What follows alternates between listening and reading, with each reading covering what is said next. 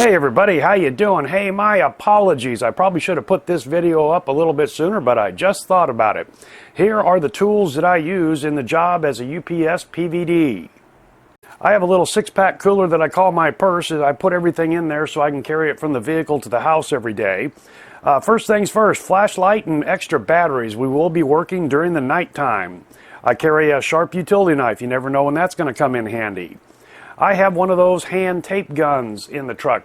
Some of the packages are kind of beat up, and I will shore them up just a little bit before I drop them off. A notepad, pen, and a Sharpie.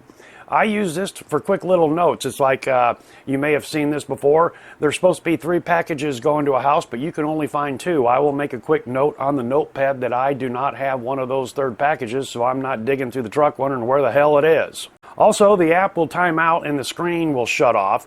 So if I've got a large box in the back of the truck and I know it's going to 123 Main Street, I'll come up into the cab of the truck there, the SUV, the Expedition, and I will write down on the notepad the address, where my next stop is. Sometimes I have a little bit of short-term memory loss, and it's like, you know, that package is not right there in the front seat, which we're not supposed to do, but I do it anyway.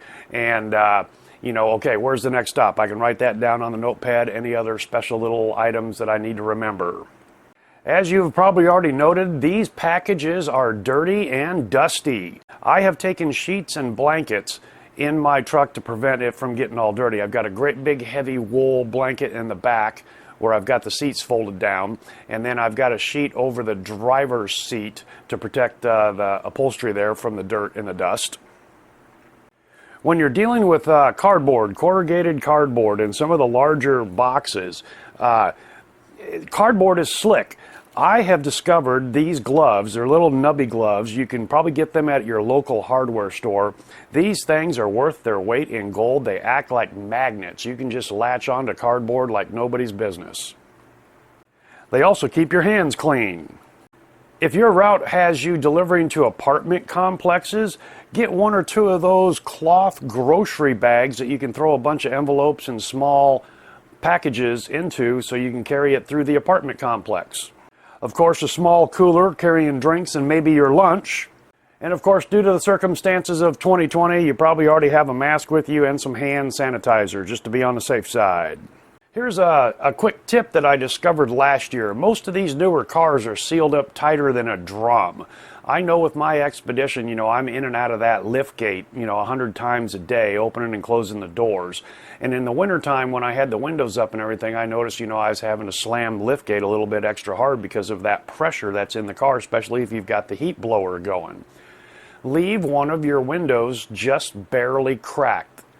I keep some wing windows on my Expedition just barely cracked, and that way the lift gate closes down freely and smoothly without fighting that bubble of air.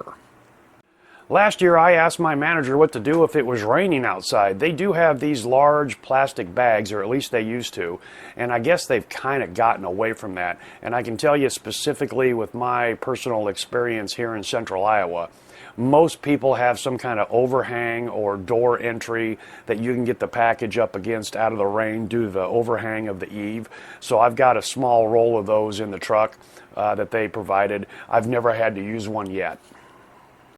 Last year I had several questions and comments on, does UPS provide a folding portable cart, or should I get one of those for the large oversized packages?